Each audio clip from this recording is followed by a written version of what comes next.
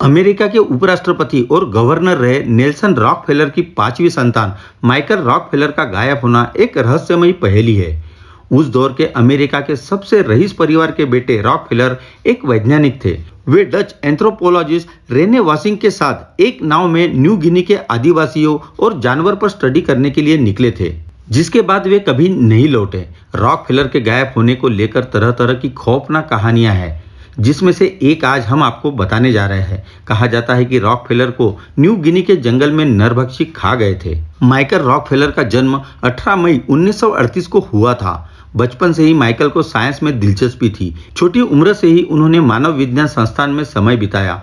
वे research और study में लीन रहने लगे। हार्वर्ड यूनिवर्सिटी से डिग्री मिलने के बाद माइकल ने अपनी रिसर्च का काम आगे बढ़ाया। उन्होंने कई जनजातियों के बारे में स्टडी की। इसके बाद 1961 में वे न्यू गिनी में असमत जनजाति पर रिसर्च करने पहुंचे। उनके साथ दो और साथी थे। उन्हें अपनी मंजिल तक पहुंचने के लिए एक नदी पार करनी थी। इसके लिए उन्होंने बोट का इंतजाम कर रखा था।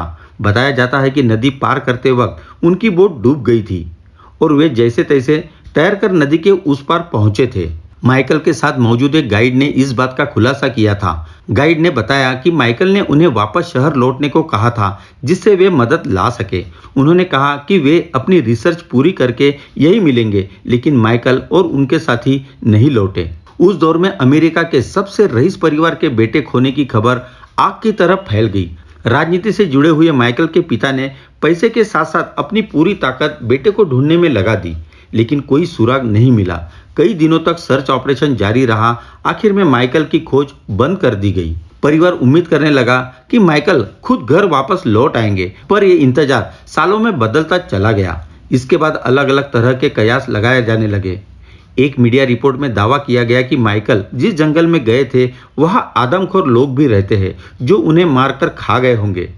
इस दावे पर ज्यादातर लोग यकीन करते हैं, क्योंकि माइकल की बॉडी आज तक नहीं मिली। हालांकि सच क्या है, ये आज भी पहेली है। चलो जल्द ही मिलते हैं नए वीडियो के साथ ग्लोबल इंसाइक्लोपीडिया में।